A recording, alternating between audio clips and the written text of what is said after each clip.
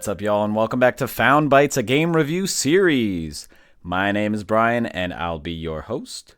If you don't know about us, we're all about testing out and finding small, high-quality video games.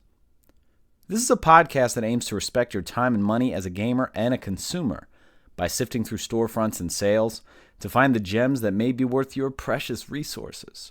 Now, this being our 6th episode, we want to do a little bit of housekeeping. First off, it seems like we've settled on episode length to be about 20 to 25 minutes. I'm trying not to push it past 25 minutes, I'm trying to keep it short and sweet, but that seems to be the best length to cover everything that we're trying to cover on the show. Posting schedule, we're posting at about 6 p.m. every Thursday night. Also, please feel free to check out the show notes that I'm leaving. No matter what you're listening to it on, whether it's Spotify or CastBox or Google Podcasts, whatever. I do have show notes there, and in the show notes, I've got timestamps for the different sections. I'm also showing the tracks that I'm using from the game, the musical tracks, as well as some contact info. So obviously my PSN name is Xenolink, Xenolink, and you can follow me on PSN profiles. But also now I've put in an email address that you can send feedback to or game suggestions or if you just want to reach out. So please feel free to shoot me an email. The email address is listed in the notes, but it's foundbytesgrs@gmail.com. Also, please feel free to give us some ratings on whatever podcast feed that you're using, preferably positive. And also don't be afraid to subscribe and leave some comments for us. I've definitely heard a lot of feedback from people I know. Thank you so much for all the positive vibes that you're sending my way. There are some things that I definitely want to toy with. I know it's tough that sometimes when the episode comes out, the game's not on sale on your platform. I'm thinking about different ways to incorporate that or coordinate that, but it's a little tough because I know everyone plays on a different platform. So I'm toying with the idea of maybe sending out sale alerts, but that might be a bit down the line. Thank you so much for everyone who's been listening, no matter where you're listening from. We've been getting some downloads from Belgium, which is pretty cool. So shout out to Belgium. If you're our Belgium listeners, feel free to shoot me an email. I'll give you a shout out. But to everyone, thank you so much for going on this journey with me and helping me perfect what this show hopefully can be. But enough about the show. Let's get into our next game.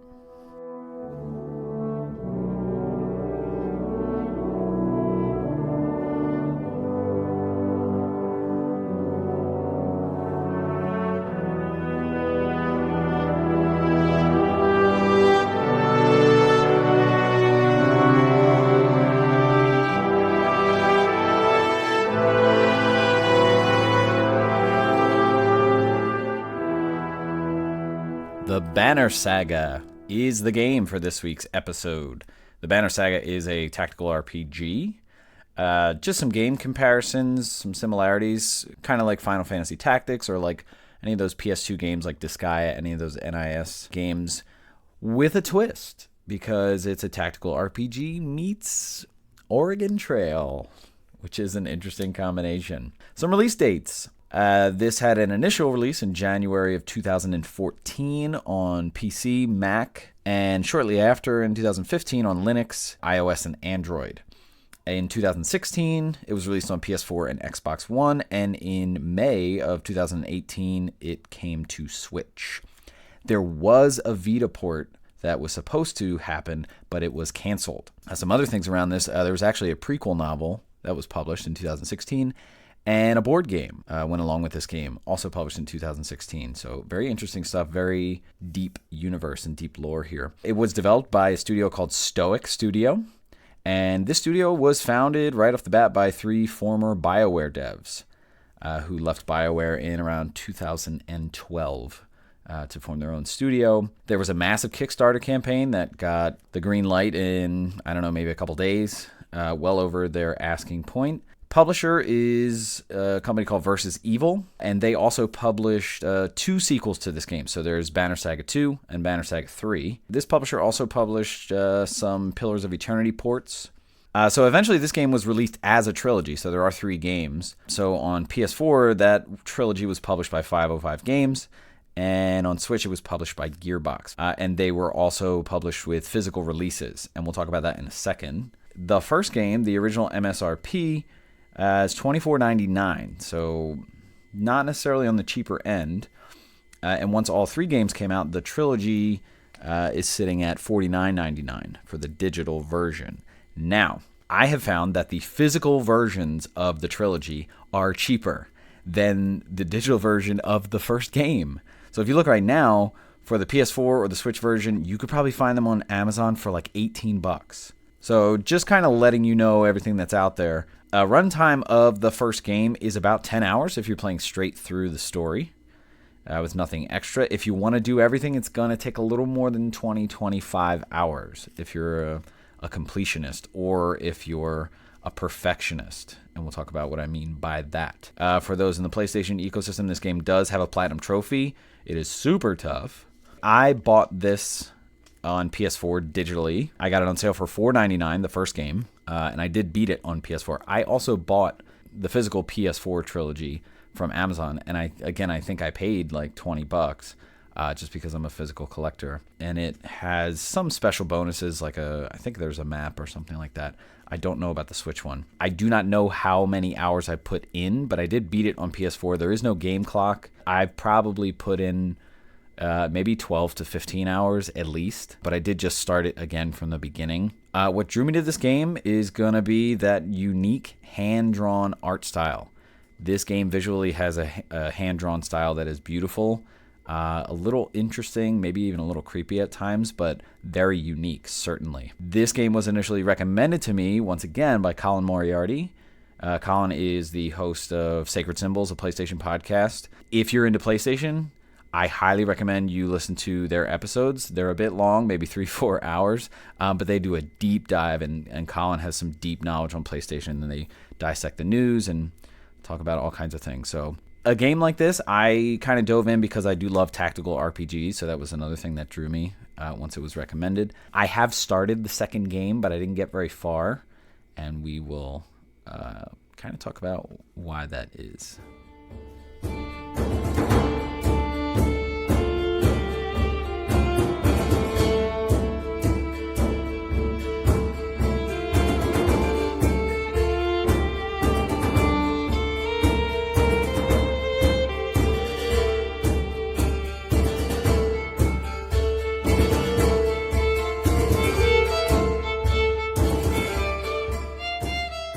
All right, let's talk some gameplay here. So, as I said earlier, I would describe this as a tactical RPG meets Oregon Trail, and I think it's so unique.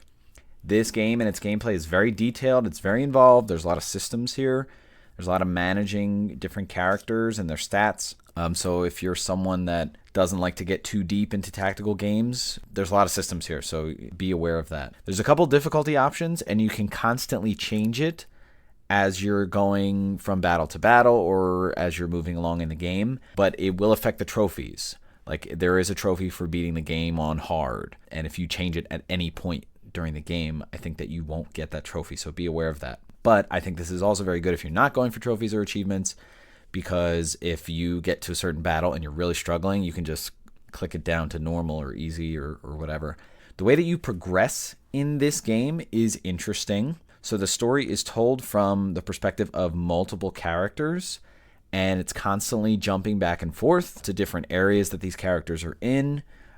Sometimes this can get a little confusing because even if you're jumping back to a certain story or a certain location where characters are, who, quote unquote, you are changes. So the first time I played this, I remember I wasn't quite sure who I was when it kept saying you. So try and pay a little bit of attention there. The bulk of the gameplay is going to be movement of a caravan. So this is where it is very much like Oregon Trail, and you will watch your caravan kind of marching across from afar. You'll watch it march across the screen as you're traveling. And as your caravan is moving, there's in the middle of the screen at the top, there's sort of a little HUD that has different information on it. It has information on what day it is, like number-wise, like how many days since you left on your journey, how much supplies you have, number of people in your party, number of fighters in your party. So all things that are informative for you about your caravan. And as you're moving, there's a circle that has the day on it, and it gets filled around in a circle, like a meter going up, and once it fills up completely, it ticks another day. And as each day ticks, you lose supplies because people are eating food. And then also as your caravan is moving, there will be stoppage for many different things. So a lot of time it's for story-based events, whether it's arriving in a certain town or a certain city, going into a dialogue, or going into a battle that is unavoidable from the story. Other than that, there will be seemingly random encounters that'll cause stoppage. I say seemingly, for the most part, these are certainly planned. And at these crossroads situations that you're going to encounter, it's going to be very D&D. So it's going to be proposing you a situation and then sort of give you 3 or 4 or even 5 options of how to proceed or how to respond. And depending on the way you respond, you might result in a battle, you might result in moving on. Sometimes it'll be, you'll encounter obstructions or a split path, and then sometimes it might be a battle, depending on what you choose to do. It's also possible that some of your encounters might result in you taking on individuals to your caravan, whether it's adding people who are trying to avoid certain dire situations. You may also add NPCs that you can use as fighters. So that's one of the ways that you can add people to your party. But a big thing in this game is choices and consequences. Sometimes the consequences are seen immediately, but for the most part, you will do something, you'll make a choice, and it might not come back to you in terms of consequences until a lot later in the game. Sometimes it's very positive, sometimes it might be negative, sometimes it might be kind of in the middle. And this is where I think if you're a perfectionist, this could get inside your head a little bit. In that respect, it is kind of like Quantic Dream. Some of the games they make, like Detroit Become Human and Heavy Rain and Beyond Two Souls, where it's like each time you're at a crossroads, the story splits into different possibilities. But I wouldn't go too heavy with that comparison, obviously, because I think the gameplay is very different. Also, you have manual stoppages. So if at any point you feel that you want to rest, or you want to train, or you want to look at your characters and maybe level them up, you can manually stop the camp. And there's a lot of managing of the caravan. As days are ticking, like I said, supplies is going away. Also, you have to manage morale of your caravan, and this is where it can really get under your skin. One thing that I found myself doing, because I am a perfectionist, this game autosaves, and it keeps all of the autosaves. It doesn't just overwrite them. So the first time I played through this, I did kind of jump back a little bit after I made a decision that I didn't like the outcome of. So if that's you, just be aware that this may be a little taxing on you. Let's jump to battle. This game has very great tutorials, and it doesn't oversell it. In the beginning, it might do 1 or 2 battles to show you some slight differences, but after that, you are kind of on your own. However, when you do a manual stoppage of the caravan, you can do training, and this is very helpful.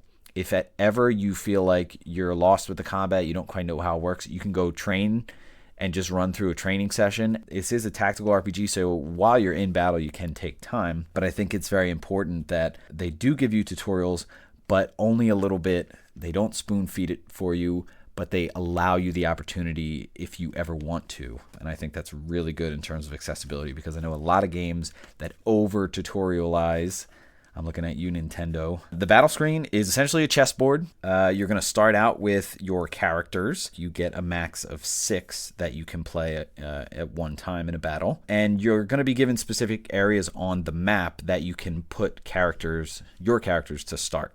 And the enemies are already going to be in their position, so you can move things around. You can look at all the enemy stats right away from the beginning and constantly. Everything is sort of there for you. And even as you're in battle, there's a help menu. You can look at what everything means. So they really lay all their cards on the table, which I think is really good, very transparent of them. Stats. So your characters will have 5 stats, essentially.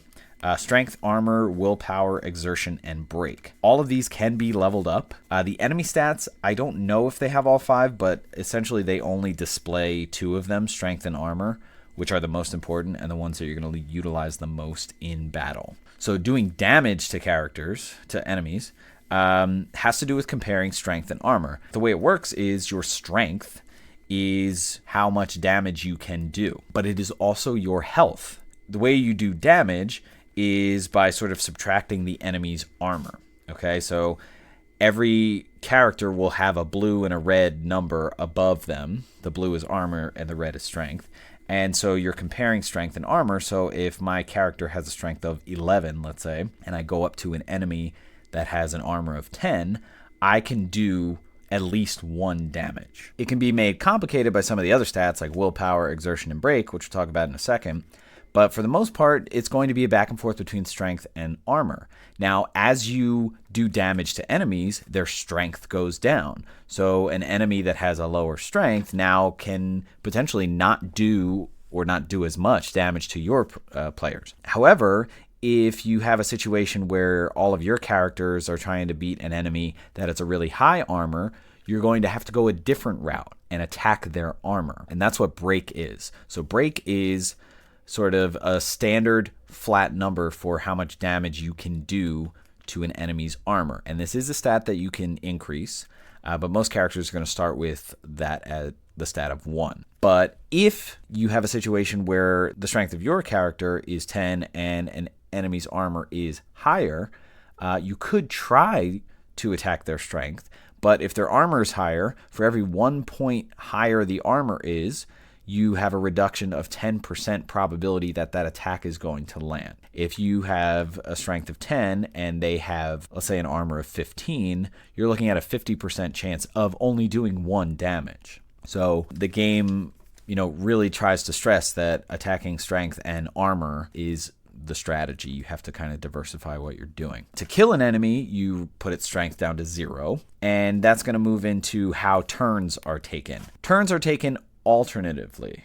So what I mean by that is no matter how many of your heroes you have and how many enemies there are, you're going to alternate. So you're going to have one of your characters and then one of the enemies, and then one of your characters and one of the enemies. Even when you kill an enemy, be wary that, if you're looking at the turn order on the screen and you're saying, okay, well, this guy's next, let me kill him so then we'll be able to eliminate his turn. You can't think that way because no matter what, it has to alternate. So it's going to push up the one who would have been alternated next. So no matter what, an enemy is going next. This is the case only until there's one enemy left. At that point, it's kind of a free-for-all. It's called pillage. When it is your character's turn, the first thing you can do is move. If you don't want to move, you can attack, but it's not like D&D. You have to move first. So if you choose to attack, then you can't move. And then you can plan your attack. You could also use a special ability, and this is kind of dependent on the character that you have, their species, and their class. So there are many classes, and you'll sort of find that out as you gain more characters along the way. There are 2 types of species. There are humans, and then there are characters called Varl. And if you're looking on the battle map, a human takes up 1 square, and a Varl is a much bigger creature, and it takes up 4 squares. Willpower and exertion are 2 other stats that characters have. And willpower is used to basically add extra damage or move extra spaces. They're kind of like extra points that you can use for a bunch of different things. And they're also what you need to use special skills. And exertion is just a stat that says how many willpower points you can use in a turn. And you can upgrade both of them. Once the battle is over, you'll sort of get a summary of what happened. If any of your characters go down to 0 strength, they will be injured, and they'll have a certain amount of recovery time that they need in order to get back to full health. You can use them for battles while they're recovering, but they will have lower max health, so it's not advised to do that. You may get some supplies. You will get renown, which you get from killing enemies, and renown is sort of the main currency in this game. And certain characters may be eligible for promotion, which is essentially leveling up. Now, to promote a character, promotion is awarded when that character kills a certain number of enemies. So to be promoted from level 1 to level 2, I think you have to kill 2 enemies. And to go to the next level, you have to kill 3 more, and then 4 more, and then so on and so on. Being eligible for promotion is not enough. You actually have to spend renown in order to level them up. But renown being the main currency, this makes it interesting because renown is also going to be used if you're at a merchant or a market to buy items, to buy supplies. So this makes the balance and strategy very interesting. Like, should I level my character up, or should I buy more supplies because we're getting low, or should I buy this item because it's really cool and it's a nice boost? So there's a lot of strategy here, a lot to think about. and a lot of information. In terms of the game flow, like I said, it will autosave constantly, and it keeps them separate, so you can go back to certain autosaves. I think this is interesting and good for accessibility. I don't think this is good for people who are perfectionists and who are going to obsess about choices that they made before, like I did. So if you like depth and tactical RPGs, but you struggle with anxiety, I would suggest just don't look back. Just make your choices, and it is what it is.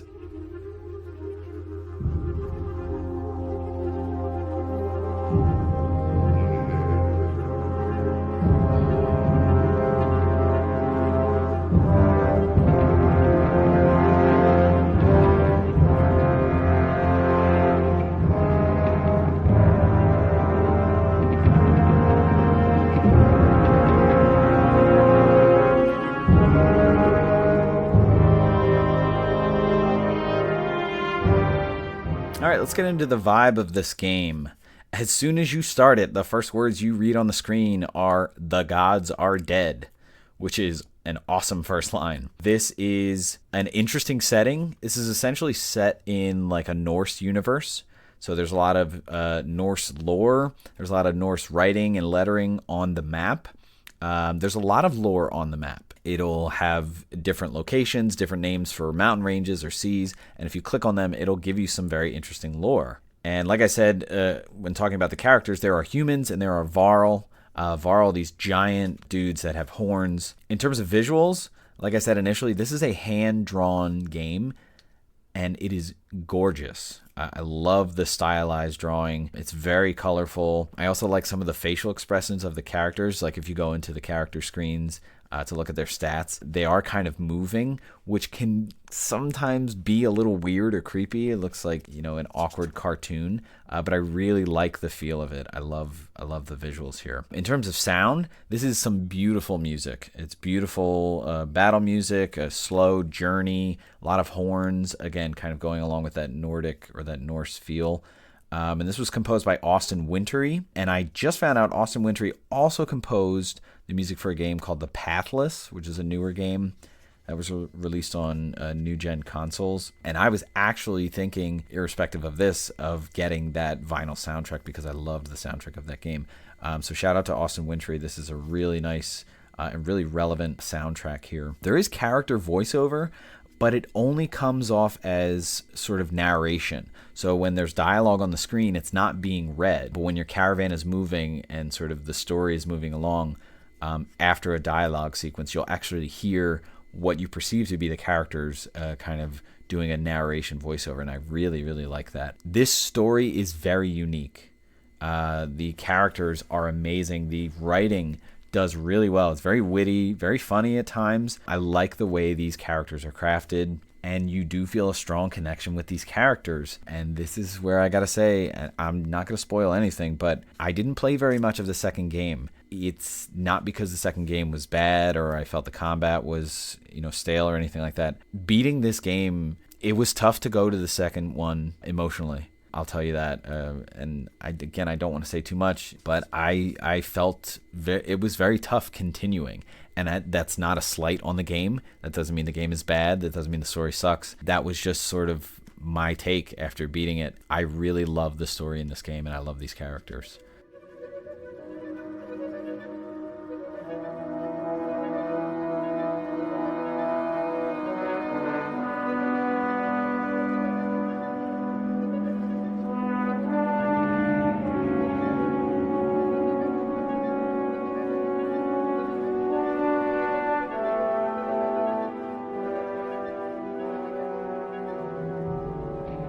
All right, let's wrap up the conversation about the Banner Saga.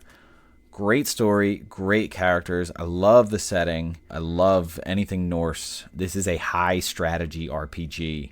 A lot of numbers, a lot of systems, a lot of things to consider strategically. Some people might eat this up with a spoon. Some people might think this is a bit too much. So depending on what camp you're in, just be advised. There's a lot going on here. I really like the unique visuals. I love the hand-drawn aspect.